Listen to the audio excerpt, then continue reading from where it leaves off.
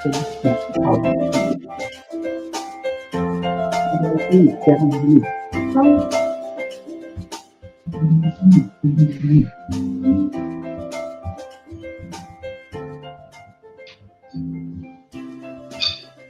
kasih kepada MC atas kesempatan yang diberikan. Bismillahirrahmanirrahim. Assalamualaikum warahmatullahi wabarakatuh.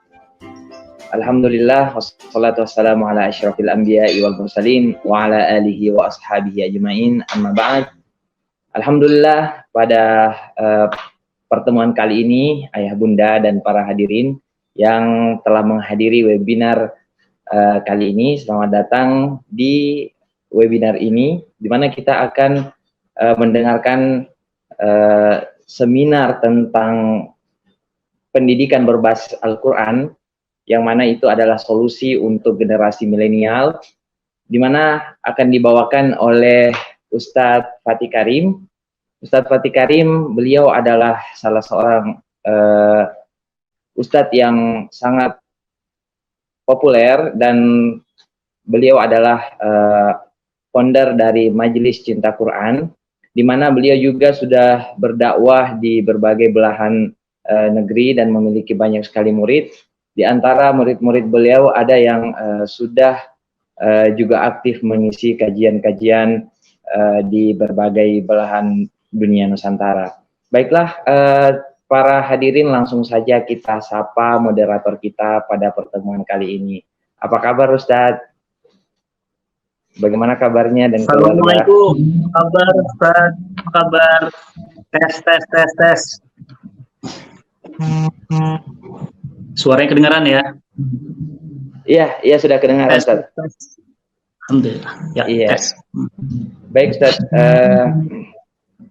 pada pertemuan kali ini, webinar kali ini, kita akan berbicara tentang pendidikan berbasis Al-Quran. Iya, mungkin bisa diceritakan Ustadz bagaimana pendidikan berbasis Al-Quran yang dimaksud di dalam webinar kali ini. Ya. Baik, bismillahirrahmanirrahim. Assalamualaikum warahmatullahi wabarakatuh. Waalaikumsalam. Ustadz Rahim, apa kabar? Mudah-mudahan sehat dan mudah-mudahan keluarga besar Speedy senantiasa dalam lindungan Allah. Alhamdulillah. Yang kami muliakan, jika bisa hadir, saya belum tahu bisa hadir apa enggak, Ustadzku, guru Ustadz Sain, ya, Masya Allah. Saya pernah ke Speedy tapi cuma mampir doang. Setelah itu saya terus isi di dasar. Baik, alhamdulillahirabbil alamin, wassalamu ala asrofil anbiya'i wal mursalin wa ala alihi wa sahbihi wasallam. Asyhadu an la ilaha illallah wa asyhadu anna Muhammadan abduhu wa rasuluhu la ilaha illallah. Allahumma shalli wa barik ala Muhammad wa ali Muhammad. Allahumma azim wa huwa asdaqul qailin wa kitab tibyan kulli syai'in. Alhamdulillah, Allah wa la ilaha illallah, Allahu akbar. Allahumma arhamna bil Qur'an, amin ya rabbal alamin. Para guru, para santri yang disayang Allah, para ahli Quran, kekasih Allah, insya Allah saya mudah-mudahan Speedy ini terus maju dan mencetak anak-anak yang soleh dan solihah untuk berkontribusi untuk negeri. Negeri kita ini adalah negeri muslim. Alhamdulillah, salawat serta salam junjungan Nabi kita tercinta, Nabi Muhammad SAW. Semoga keluarga besar Speedy, orang yang tercinta, kita semuanya kelak akan mendapatkan syafaat baginda Nabi dikala harta kuasa kita tidak lagi mampu menjadi penolong kita. Para guru, ananda semuanya, alhamdulillah pada pertemuan ini saya ingin bertanya tentang satu kata, Ustadz pernah curhat nggak?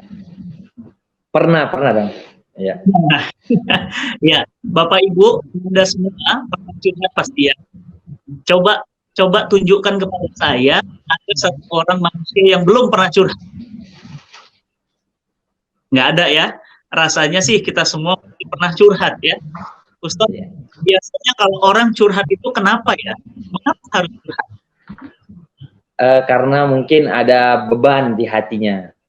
ada beban, ya, sehingga dia melihat, ya, curahan hatinya, dia mencurahkan perasaannya, ya. Nah, ada beban. Oke. Kenapa harus curhat? Ada pikiran, ada perasaan yang ingin dia bagikan. Nah, pertanyaannya, apakah setiap orang curhat? Rasa-rasanya iya. Kira-kira ustadz-ustadz, para guru-guru itu curhat kan? Curhat. Curhat juga. Baik, pertanyaan saya yang kedua.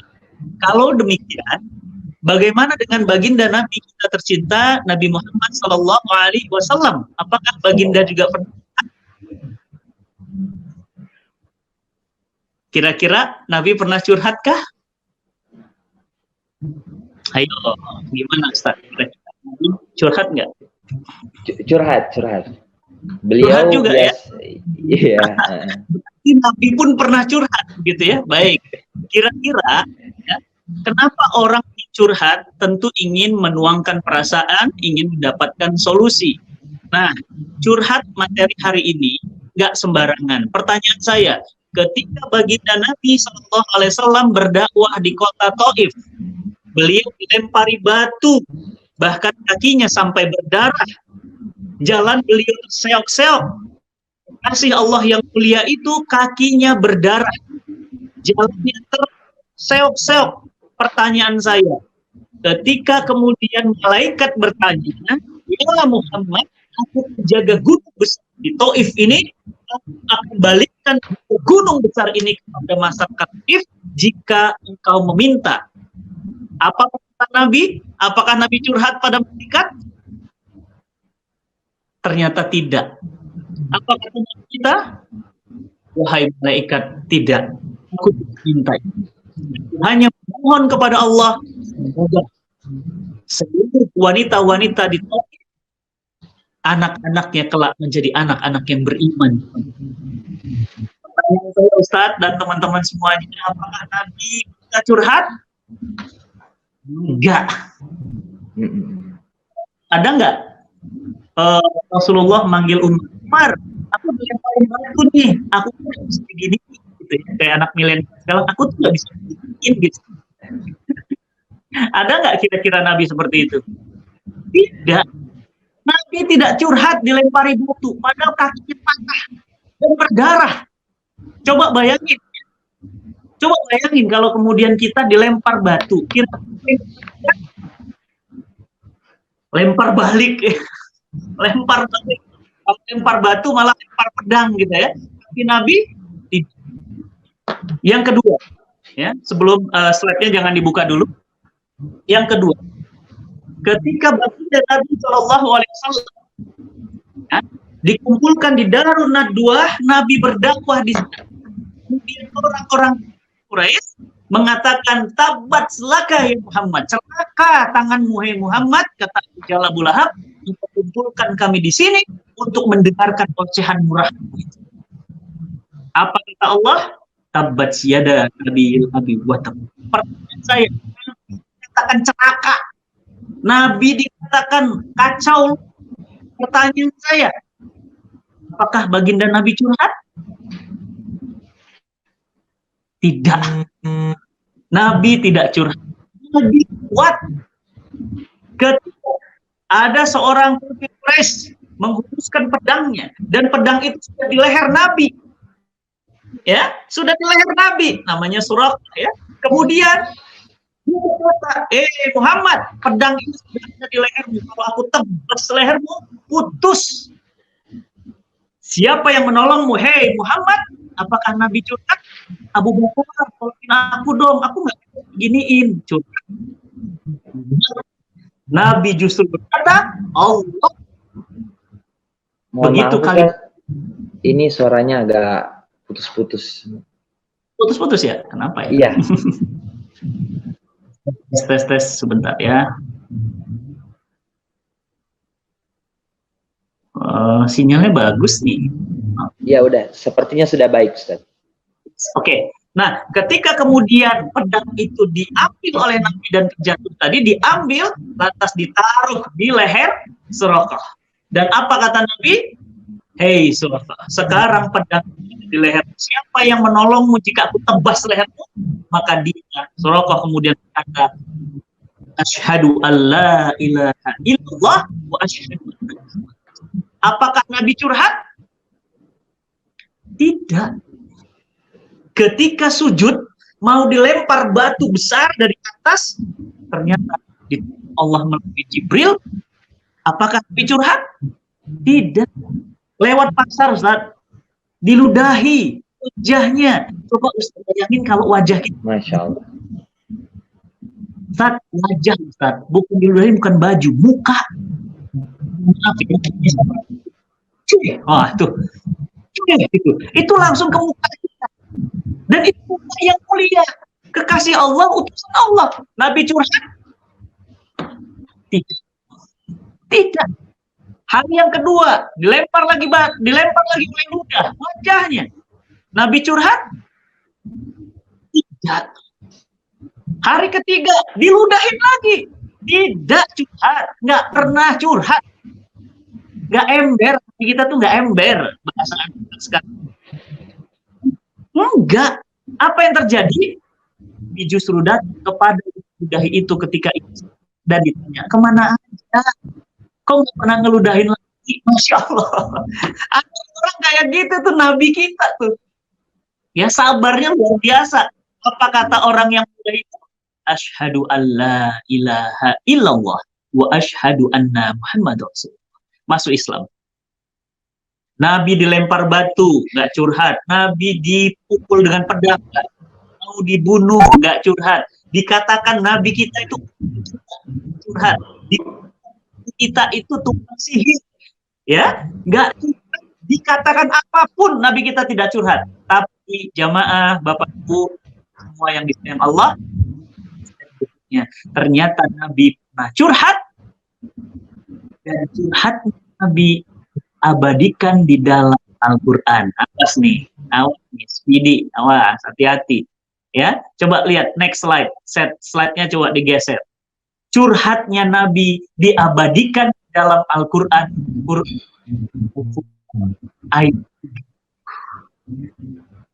Di slide ya, ada ya.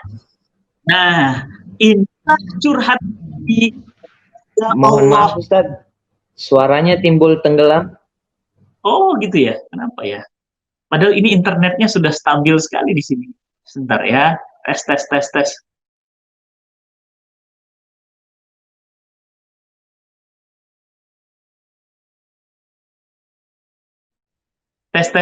Ya, kendala digital beginilah. Tes. Mudah-mudahan suaranya sudah jelas. Halo. Assalamualaikum. Tes. Nggak ada Zoom ya? Atau bisa di Zoom mungkin? Tes. Assalamualaikum. Belum keluar suaranya, Ustaz? Belum keluar, Ustaz? Halo? Ya, sudah Ustaz, sudah jelas. Baik. Ternyata baginda Nabi SAW ya tidak pernah curhat kecuali satu. Menurut para ulama, curhatnya Nabi diabadikan oleh Allah di dalam Al-Quran. Quran surat Al-Furqan ayat 30. Ananda semua, para guru, mohon izin, ayo coba kita lihat Quran surat Al-Furqan ayat 30. A'udzubillahi minasyaitonirrajim. Bismillahirrahmanirrahim. Wa qala Rasul, dan berkatalah Rasul kami, Nabi Muhammad, curhatlah Rasul kami. Apa curhatnya? Ya Rabb, inna qaumi ittakhazu hadzal Qur'ana mahjura. Wahai Allah, sesungguhnya umatku menjadikan Al-Quran itu sesuatu yang tidak diacuhkan. Jadi ternyata, Ustadz, Nabi kita itu curhatnya bukan karena dilempar batu. Nabi kita itu marahnya bukan karena dikatain orang gila. Nabi kita itu dia sedih bukan karena Abu Jahal, bukan karena Abu Lahab. Tapi Nabi kita itu curhat karena siapa? Karena umatnya. Kenapa umatnya, Ustaz? Kenapa umatnya Ananda? Umatnya mahjuro alal Quran. Nggak peduli sama Quran. Bapak Ibu, Ustadz, dan teman-teman semuanya, para asatizah, keluarga besar Spidi, saya ingin tahu, udah dengar belum berita Indonesia? Indonesia itu 58% untuk Indonesia tidak bisa baca Quran. 58% penduduk Indonesia tidak bisa baca Quran. Berarti penduduk Indonesia ada berapa, Ustadz, sekarang? Kira-kira 250, Ustadz. 250 juta. Baik, kalau 58% berapa itu kira-kira yang nggak bisa baca Quran? 100 juta lebih. Ya, 100 juta lebih. Berarti setengah penduduk Muslim Indonesia tidak bisa baca Quran. Bagaimana dia mau berpendidikan Quran? Bagaimana dia mau mengatur Indonesia dengan Quran? Bagaimana dia mau berekonomi dengan Quran? Bagaimana dia mau berpolitik dengan Quran? Bagaimana dia mau berbisnis dengan Quran? Tadi testimoni guru, testimoni orang tua siswa, ya, bahagia sekali anaknya itu bisa hafal Quran. Boro-boro hafal, Ibu. Anak Indonesia itu setengahnya itu nggak bisa baca Quran. Ustadz, saya ingin tanya, apa dosa besar atau dosa kecil menyakiti hati orang tua kita? Halo? Menyakiti hati orang tua kita. Dosa besar? Dosa besar, Ustaz. Dosa besar, baik. Alhamdulillah. Dosa besar ya, dosa besar. Pertanyaan saya, Ustaz, bagaimana kalau menyakiti baginda Nabi? Iya, tentu jauh lebih besar, Ustaz, karena baginda Nabi adalah teladan kita dan orang yang harus lebih kita cintai bahkan dibanding orang tua kita. Masya Allah. Orang tua kita mencintainya, tapi kecintaan kita lebih tinggi kepada baginda Nabi SAW. Kenapa? Karena baginda Nabi yang mengantarkan hidayah untuk kita. Orang tua kita aja kita nggak boleh sakiti hatinya. Apalagi kita menyakitkan hati Nabi. Bagaimana kita menyakitkan hati Nabi? Yakni mahjuro, tidak peduli sama Quran. Itu Indonesia, saat Masya Allah. Untung iseng-isengnya artis, dia nggak percaya setengah penduduk Indonesia nggak bisa baca Quran. Di kota-kota besar, dia tanya iseng-iseng gitu ke warung kok silakan Pak dibaca Qurannya. Apa kata yang jaga warung? Maaf Pak, saya baca.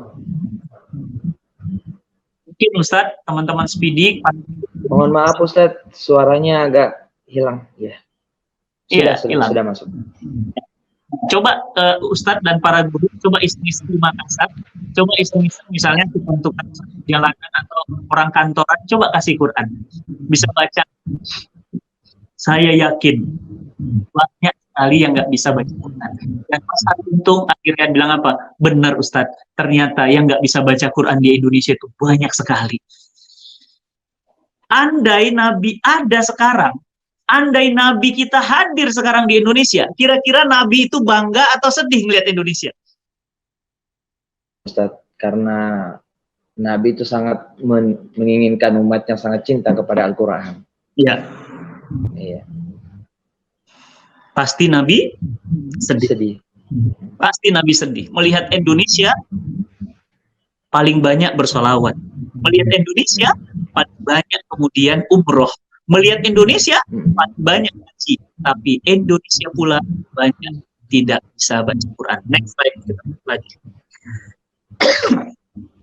Maka Ananda semua, Bapak Ibu yang hormat Bapak asatid, Masya Allah, kita ini ternyata punya hak.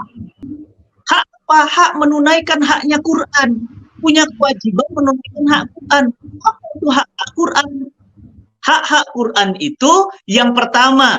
Next, satu. Yang pertama, hak Quran agar kita tidak termasuk orang-orang yang dicurhatkan Nabi adalah satu, mengimani Al-Quran. Ya, loh, slide-nya nggak kelihatan itu tulisannya. Mengimani Al-Quran. Ya, saya nggak tahu kok hilang ya. Mengimani Al-Quran. Catatan ya, yang pertama, apa hak Quran? Diimani. Apa maksudnya diimani? Diyakini. La roiba fih. Tidak ada keraguan di dalamnya. Tidak ada keraguan di dalamnya. Berarti hari kiamat tidak ada keraguan. Berarti surganya Allah tidak ada keraguan. Berarti hari kebangkitan tidak ada keraguan. Berarti kematian tidak ada keraguan. La roiba fih. Berarti poin yang pertama yang harus kita tunaikan adalah mengimani Quran. Ini sekolah putri Darul Istiqomah, Masya Allah ya. Itu levelnya bukan lagi mengimani. Karena, tapi jangan salah juga. Jangan-jangan kita ini hafal, tapi kita belum betul-betul mengimani Quran. Karena kalau mengimani Quran, itu adalah hak yang paling dasar dari Quran. Makanya disebutkan apa? Orang-orang bertakwa itu, ya, alladzina yu'minuna bil ghaib. Mereka percaya, mereka yakin perkara-perkara yang di luar dari panca indera mereka. Surga tidak bisa mereka lihat. Neraka tidak bisa mereka lihat. Hari kiamat mereka tidak tahu kapan. Tapi mereka percaya, mereka yakin itu ada dan pasti benar. Yang kedua, apa hak Quran yang kedua? Kita lihat next slide berikutnya.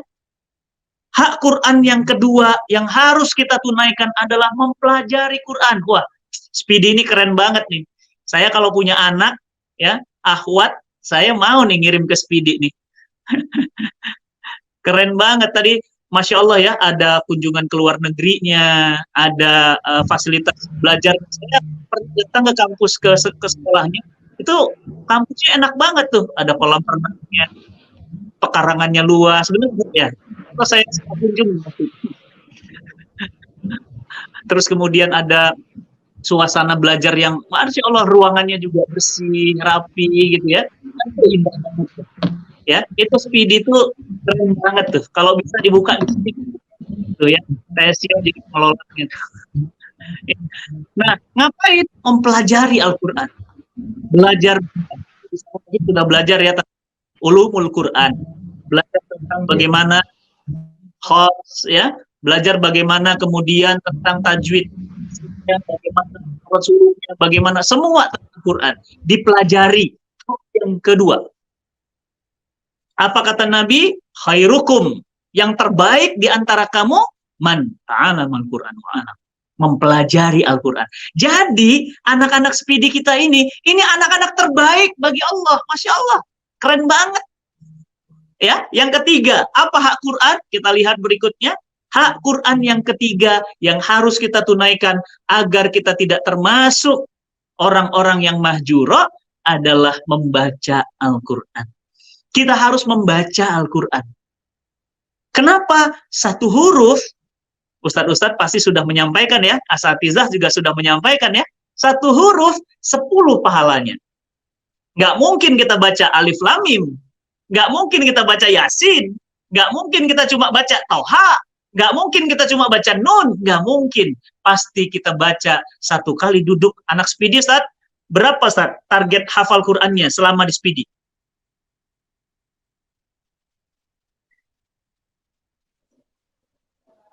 Berapa target? 30 juz untuk jurusan tahfiz. Masya Allah. Berapa lama, Ustaz? 3 tahun, Ustaz. 3 tahun, Masya Allah. Kalau orang yang sudah hafal, pasti dia bisa baca. Bayangkan, Ustaz, kira-kira mana mungkin dia sekali duduk itu cuma 1 ayat. Mana mungkin dia 1 kali duduk itu cuma 2 ayat. 1 kali duduk itu bisa 1 juz, 2 juz. Biasa, ya, membaca Al-Quran, ya. Makanya luar biasa sekarang saat di kampus-kampus anak-anak muda sekarang sudah mulai biasa, artis-artis juga sudah bisa tuh, senang gitu baca Quran. Baca Quran itu sekarang bukan hanya para santri, ternyata artis juga lagi rajin baca Quran. Masya Allah. Masya Allah. Apa yang keempat? Yang keempat adalah hak Quran dihafalkan. Nah, ini nih Speedy banget nih. Mencetak para penghafal Quran, hafizah. ya, yang akan memakaikan mahkota cahaya untuk orang tuanya, menghafalkan Al-Quran. Ya, Masya Allah. Tapi, punten, punten bukan bahasa Makassar ya, punten bahasa Sunda. Maaf. Tabe ya, Ustaz ya. Tabe ya. Maaf ya, menghafalkan saja nggak cukup. Jangan merasa sudah hebat kalau sudah hafal Quran. Maaf, berapa banyak yang menghafal Quran tapi tetap makan riba. Berapa banyak yang hafal Quran tapi masih pacaran. Berapa banyak yang hafal Quran tapi ternyata mulutnya masih gibah. Berapa banyak yang hafal Quran tapi masih durhaka pada orang tua. Berarti apa? Menghafal aja nggak cukup. Hak yang kelima. Apa itu hak yang kelima? Kita lihat. Hak yang kelima adalah bagaimana kita memahami Al-Quran. Masya Allah. Ustadz Bakhtiar Nasir dari Makassar ya. Ustadz Bakhtiar Nasir punya program tadabbur Quran. Dan ikut kajiannya. Untuk apa? Memahami asbabun nuzulnya.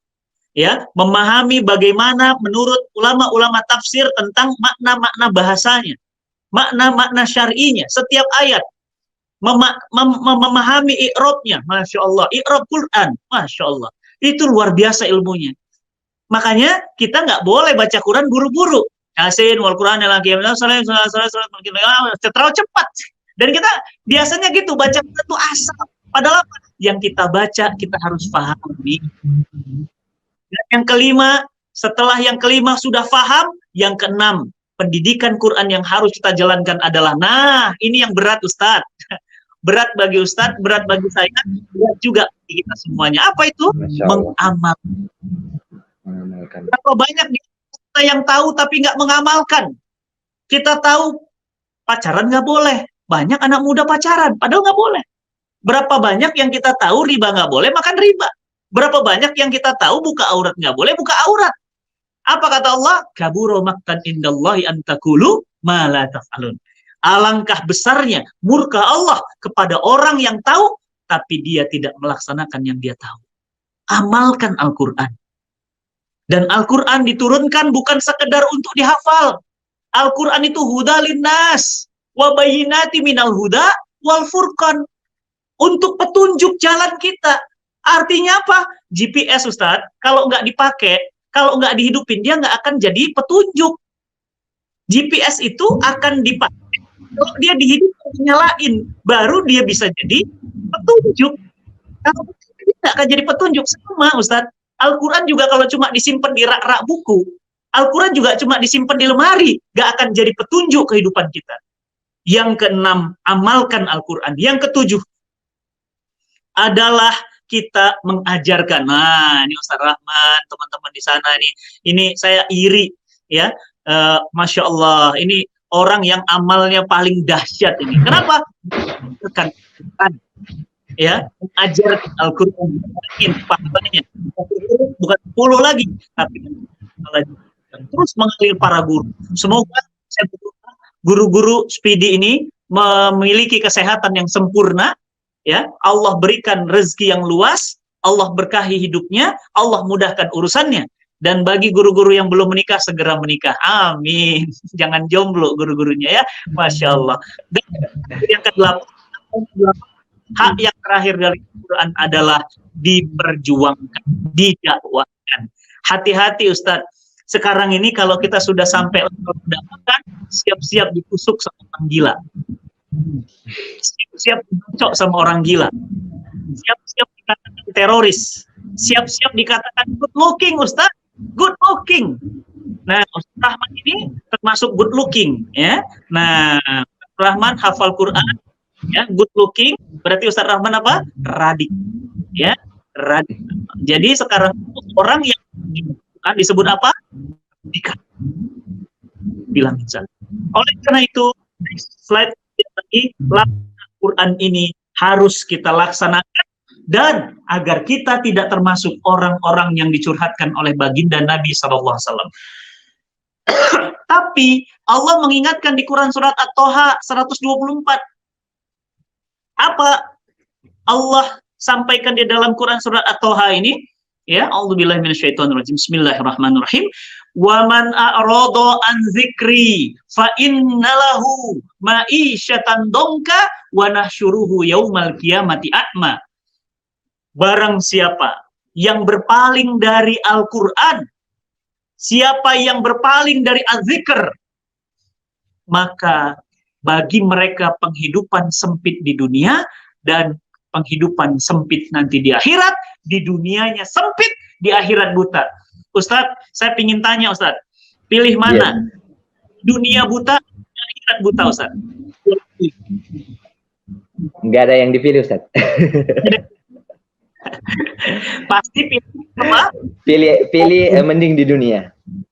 Mending di dunia. Kenapa? Karena buta di dunia setahun, 2 tahun, 3 tahun, 10 tahun.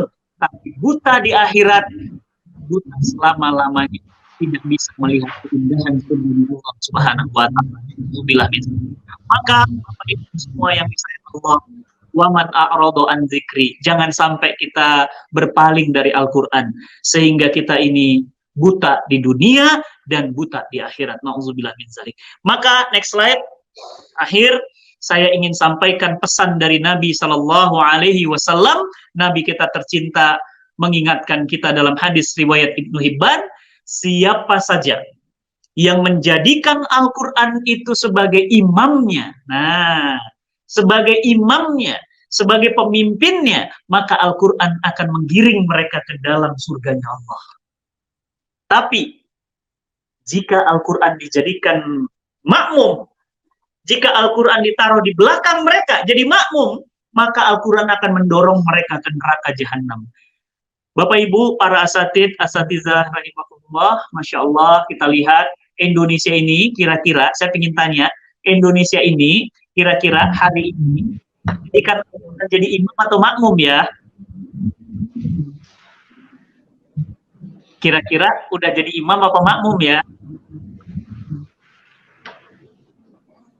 Boleh tebak kira-kira? Kalau saya tebak, makmum Ustadz. Masih jadi makmum. Al-Quran jadi makmum. Imamnya siapa?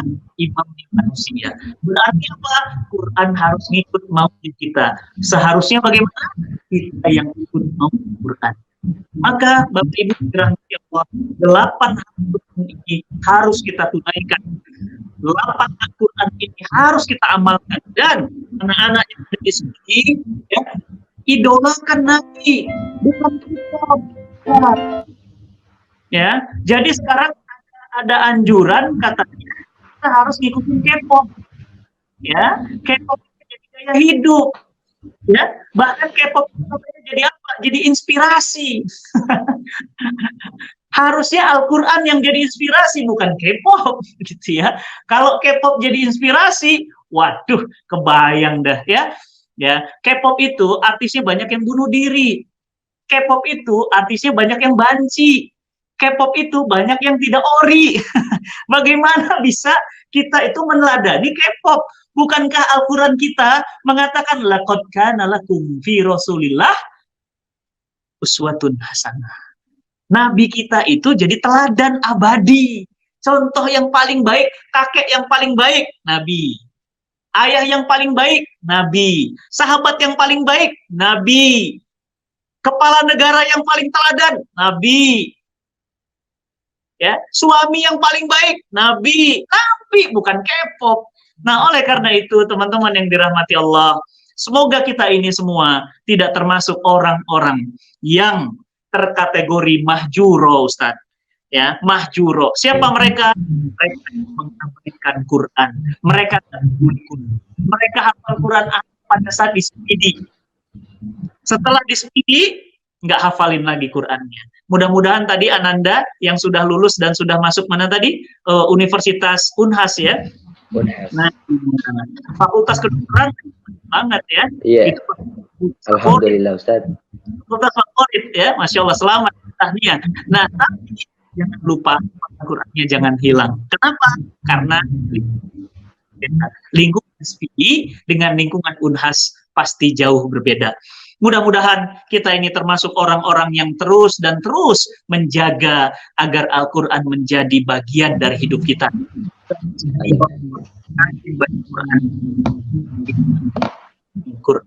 Menjadi orang-orang yang imami Al-Quran, menjadi orang-orang yang kita makmum terhadap Al-Quran, sami'na ta'na, dan kemudian menjadi orang-orang yang imam dari Al-Quran. Ini yang ingin saya sampaikan sebagai tujuan. Kita akan bisa ngobrol-ngobrol, tanya jawab jika memungkinkan.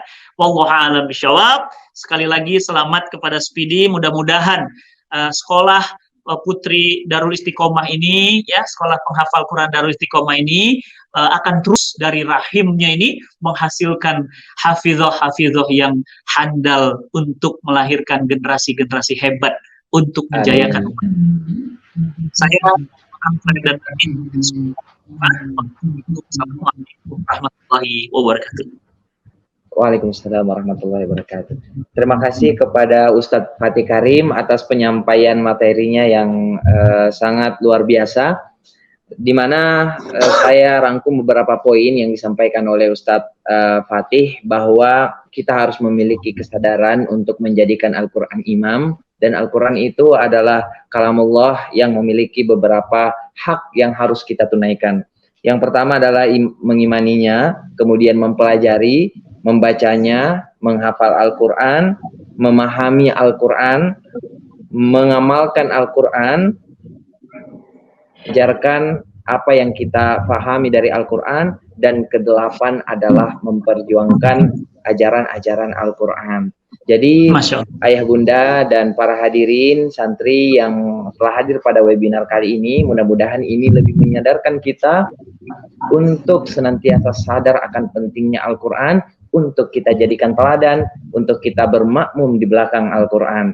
Mudah-mudahan apa yang telah disampaikan oleh Ustadz Fatih Karim ada manfaatnya, dan sebelum kita tutup, mungkin ada pertanyaan dari para hadirin terkait apa yang telah disampaikan oleh pemateri kita pada webinar kali ini. Jadi saya batasi 3 pertanyaan, boleh diajukan baik dari wali santri, ayah bunda, atau ananda sekalian, ataupun para hadirin yang telah bergabung di webinar kali ini.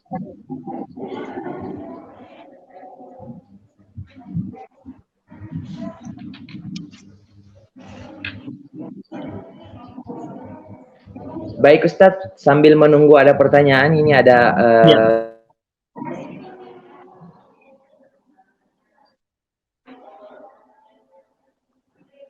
di kampus PD ini bisa bersama Ustadz, dan beliau belum sempat bergabung pada kesempatan kali ini karena baru mendarat di Surabaya karena ada perjalanan Ustadz. Iya. Salam saya buat. Baik, ada pertanyaan dari kita masih menunggu pertanyaan dari para hadirin.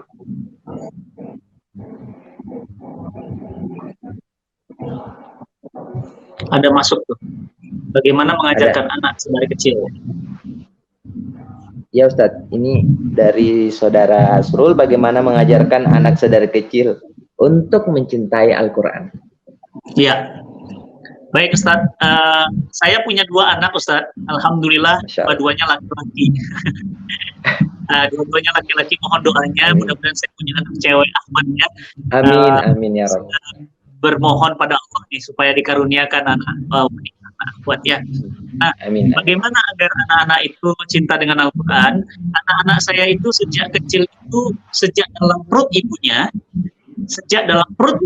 itu sudah biasa dengan murad Al-Quran. Jadi dari mulai kehamilan pertama janin sampai keluar dari rahim ibunya itu selalu dibiasakan mendengarkan Quran. Baik Quran yang dibacakan oleh ibunya, baik Quran yang dibacakan oleh bapaknya, baik Quran yang dibacakan oleh MP3. Jadi MP3 juga ada, bapak juga ada, ya kan? Anak saya setelah lahir langsung kemudian dibiasakan ibunya, dan anak saya sejak kecil nggak kenal Spider-Man, nggak kenal X-Men. Anak saya itu kenal Superman. Yang kenal itu sejak kecil itu adalah Muhammad Al-Fatih. Anak saya itu kenalnya itu adalah Sa'd bin Abi Waqqas. Anak saya itu kenalnya panggil guru. Saya kenal ekspert. Nggak pernah. Ya. Nah, kemudian bagaimana cara kenal lagi Ustaz?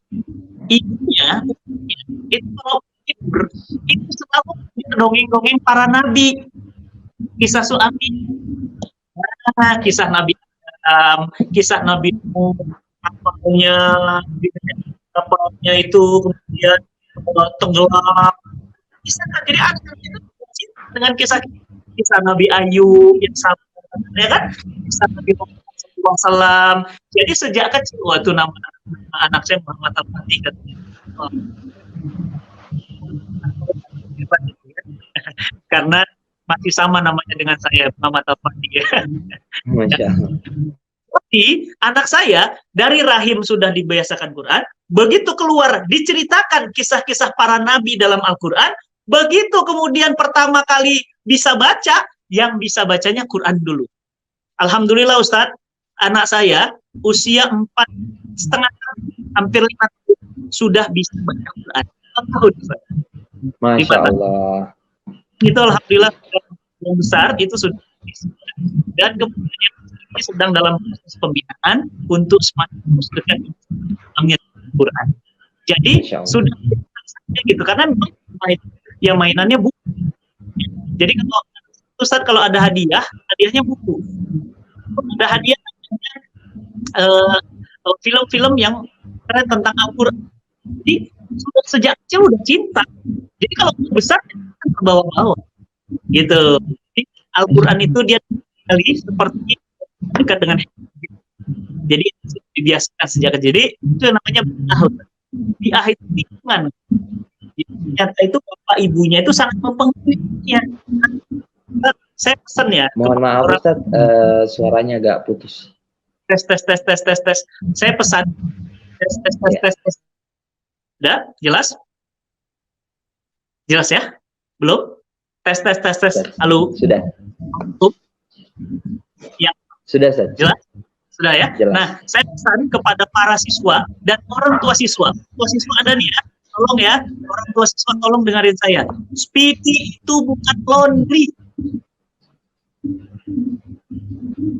Speedy itu bukan laundry. Tahu laundry, Ustaz? Kita bawa baju kotor, pulang-pulang bawa baju bersih dan wangi. Jangan. Speedy itu cuma sahabat para orang tua. Macam anak hebat.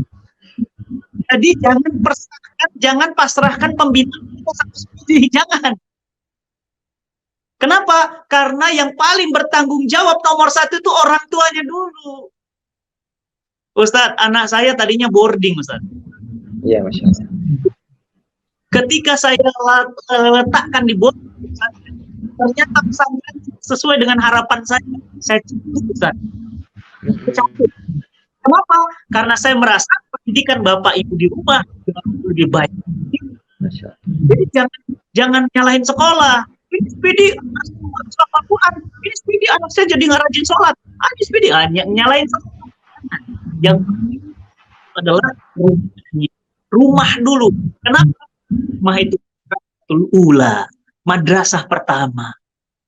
Jadi itu yang ingin saya sampaikan. Wallahu a'lam bishawab. Dari Ustadz Fatih, ternyata untuk pembiasaan itu bukan dimulai sejak balita, bahkan sebelum dari itu sudah harus dibiasakan ya Ustadz, dari rahim. Iya, dari rahim. Kemudian ada pertanyaan lagi, Afwan Ustadz, semoga keluarga senantiasa dalam lindungan berkah Allah Subhanahu wa Ta'ala.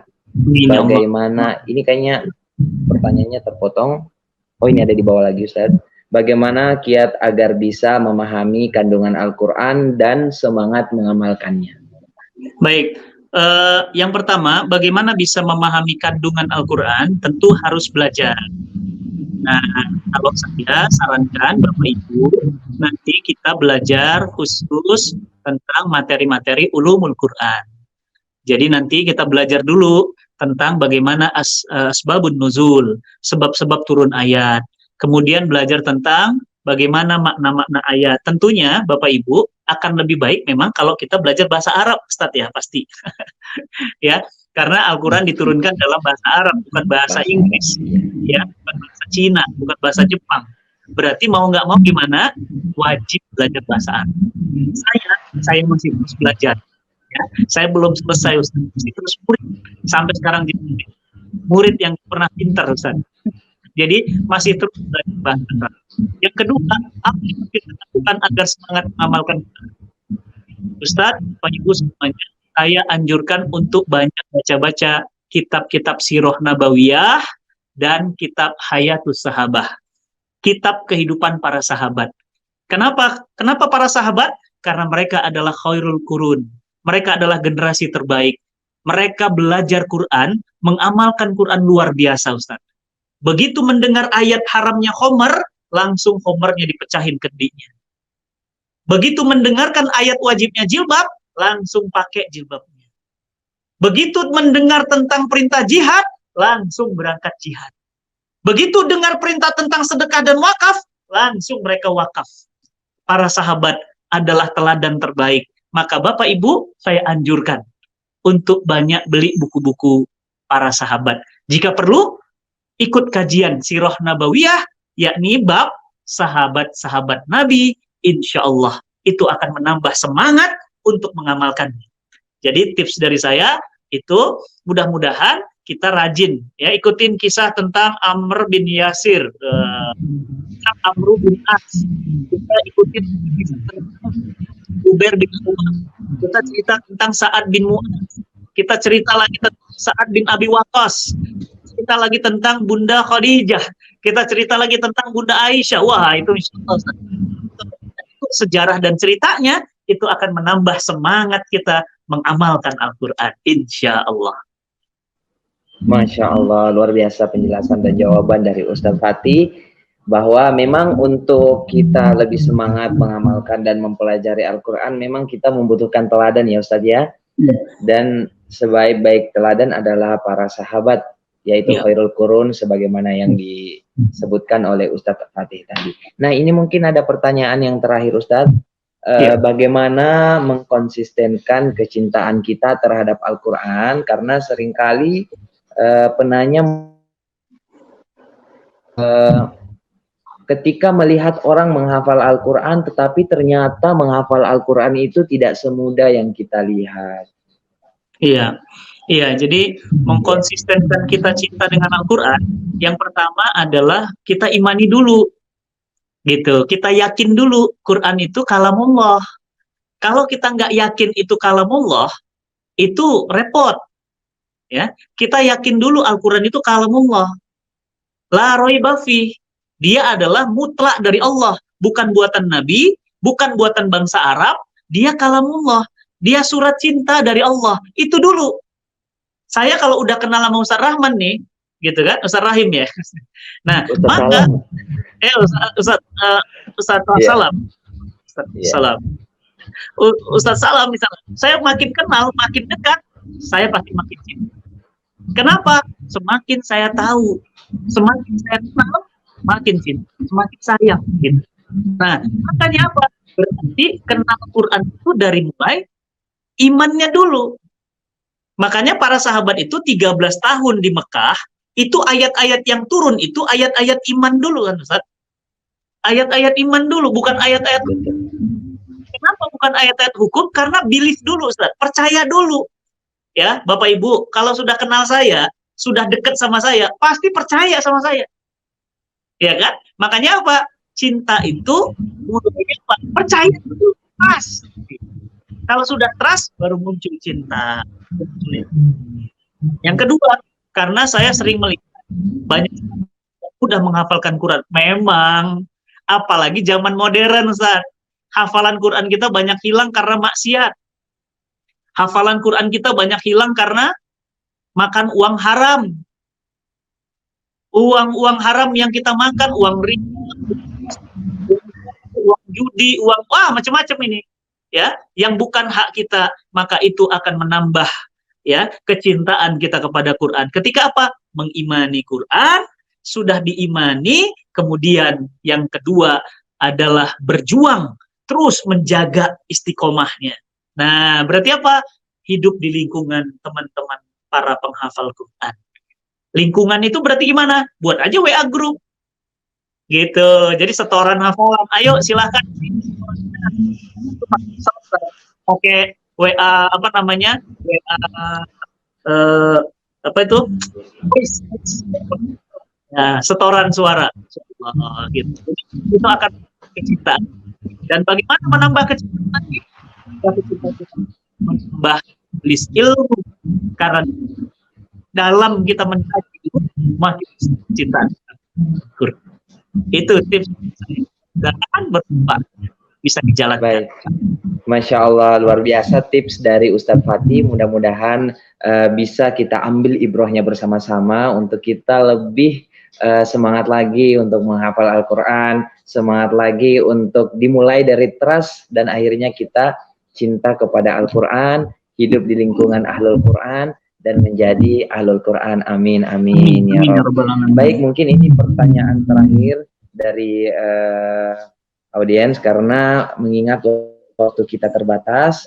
Mudah-mudahan apa yang telah disampaikan oleh pemateri ada manfaatnya, bermanfaat untuk kehidupan dunia kita, terlebih untuk kehidupan akhirat kita. Amin. Amin. Terima kasih kami ucapkan kepada atas kesempatan dan waktunya dan ilmu yang diberikan kepada kita semua. Mudah-mudahan ini bisa terus berlanjut ya Ustaz. Jadi jangan bosan-bosan mengajari kita semua, menasihati kita semua. Mudah-mudahan kita semua disatukan di dalam ikatan kasihnya dan cinta Allah Subhanahu wa Ta'ala. Baik, sampai di sini